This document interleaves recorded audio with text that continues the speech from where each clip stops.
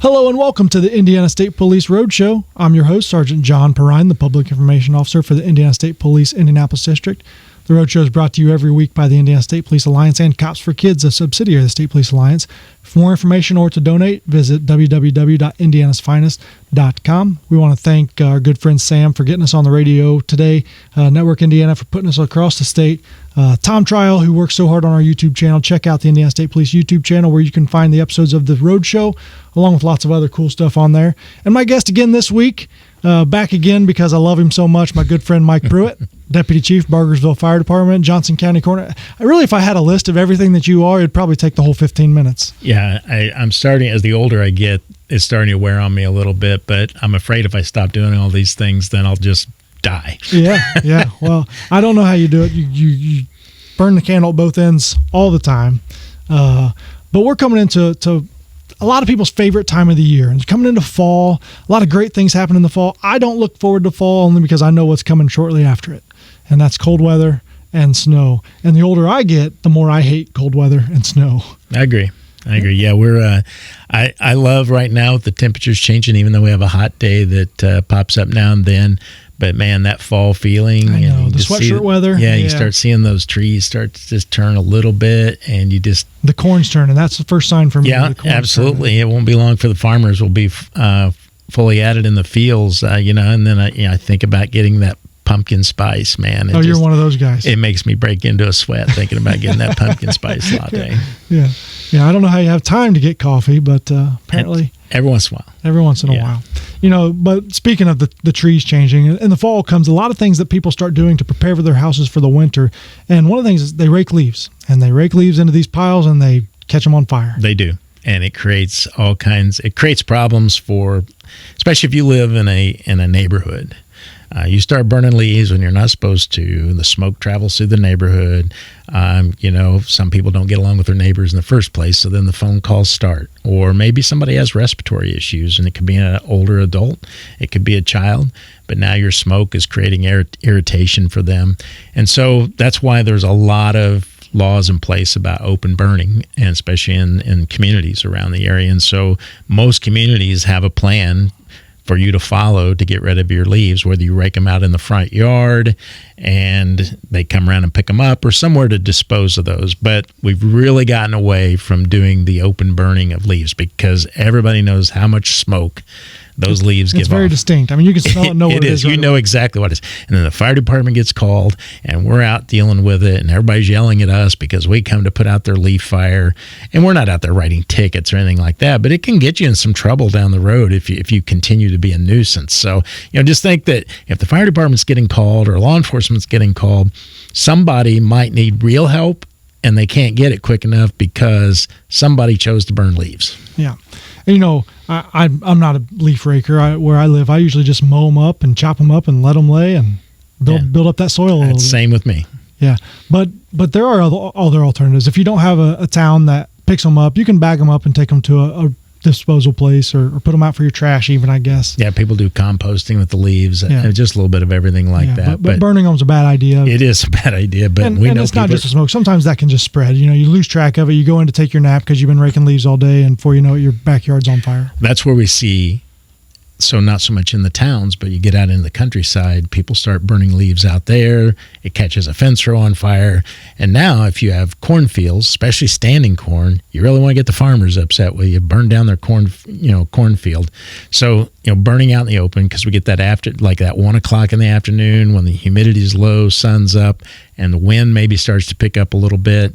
And now your open burning spreads to somebody else's property. And if you really want to kill a friendship between you and your neighbor, burn their barn down or burn part of their structure down, right. Set something on fire you shouldn't. So, it's just, if you're going to do controlled burns, there's rules for that, or what you can and cannot burn, whether we, do it in a pit and burn your leaves out in the country, or we may not have the same restrictions. Well, and if you think, burning leaves is no big deal, burn them. If you think it's not a big deal, try burning them at night and look at the amount of ash and leaves that are on fire that are going up into the sky, and that has to land somewhere. Oh, absolutely. And then my favorite thing is when everybody feels like, hey, I got to burn these leaves, but maybe if I throw this tire on top of there, it's gonna help it burn faster. I'll get rid of it. It's not the answer, because you will just create more issues when you burn things that are full of hydrocarbons or plastics, trash. You start burning that along with all your leaves. Now you're just compounding your issue.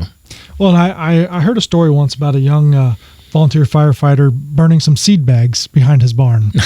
Well, I was just trying to get rid of a couple bags. I was young. I learned my lesson. But so back then, when you called the fire department, we had the fire phone system. So everybody on the fire department's phone would ring. Their home phone. Their home phones would ring. It would be a very distinct ring that would come in. And so these bags blew over into some grassy area in our woods and caught something on fire, or caught some grass on fire. And so I went to the barn, picked up the phone, dialed the old 422-5151 number that you had to call before 911, but I had to hang it up to make it ring so that I could pick it back up. So when I called 422-5151, hung it up, started ringing, I pick it back up, and I waited for the firefighters to start answering the phone so I could say, hey, I need you to bring the grass fire truck down here. And how old are you, 18, 19? No. I wasn't even, I was probably, back then you could get on the fire department when you were 16, 17. So you could drive, you could get on the fire department. So I hang up, pick it back up, and my mother was always very vigilant about, she liked to pick up the phone and hear what was going on. Yeah. Pick up on the excitement, so she had the inside scoop. Well, she picked up at the house when I called from the barn, and I was explaining to the guys what I needed, that I caught the woods on fire. My mom just chose to start chewing on my butt right there on the phone with all other 20 firefighters listening in. And she would use, whenever I was in trouble, she would use Michael and my middle name, Dean, and she would yell that at me. Well, that's what she did on the phone. Uh-oh. So when the first fire truck rolled up, these guys were on the PA, and all I heard was Michael Dean. They just kept saying that over and over on the PA. So I had to live with that for several years. I learned a valuable lesson about calling the fire department. Yeah, and disguise your voice. That's what I would. So don't tell them who you are. So mom doesn't hear. One thing that has exploded in popularity, it seems like every house that you pass has a fire pit in the backyard. Mm-hmm. And this is the time of year where, there's just something relaxing and calming about sitting around a fire, roasting marshmallows, roasting hot dogs, or just having good conversation. But what do people need to be thinking about, whether they buy one of those fancy solo fire pits or they just build one in their backyard? So the big thing is doing it in a safe place, away from anything that might be combustible. A lot of people like to do it right out on their wooden deck, and they'll start burning things. But the best thing is move it away from those areas. We allow fire pits, but a lot of times it's good to have the screen that goes over the top of it, so none of the embers come out of that and start a fire anywhere else. But those are all permissible. Or if you're going to have a cookout or something like that, the best thing to do with a cookout is if you're burning natural products like wood, like if you got a little fire pit going, whether you bought a manufactured one or you built your own, if you feel like it might be a problem, call the fire department. Just let them know. It's okay. A lot of times if we know that that's what you're doing, and as long as it doesn't get called in as a nuisance call from somebody, it's not a problem. But just let us know about it, because, at nighttime when people see things burning, they call 911 to report it. And a lot of times you get there and go, oh, it's just they're having a birthday party and they were roasting some marshmallows.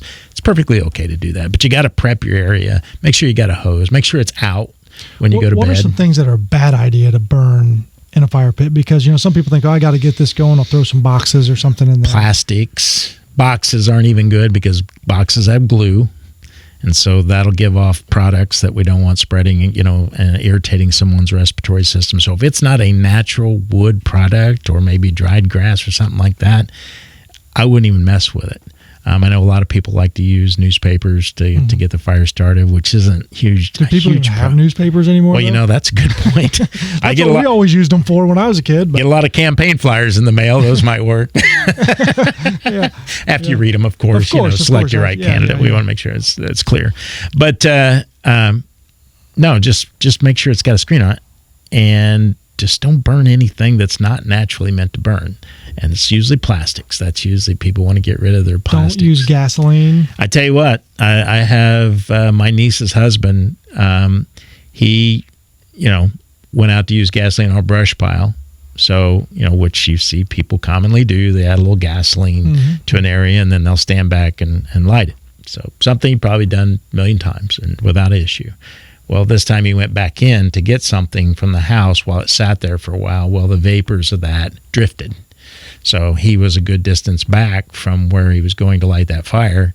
And when he threw whatever he was using to light that fire, those vapors lit up around him and gave him second-degree burns. And so I was on that call, and I can tell you that he would be the first one to give you testimony that do not use gasoline or diesel fuel. I know diesel fuel says, well, it won't ignite as fast, but still dangerous to use any type of flammable liquids. So use straw, something like that, if you're trying to start, something like that doesn't. Yeah, and again, there's a lot of old tricks out there, but there's also, with the growing popularity, is the growing availability for fire starters. You go to any store that sells camping products, and they've got different types of fire starters that super simple to use. Yes, they are. It'd be a good investment to do that. So at fall time, we're thinking about cookouts, bonfires, leaves, all that.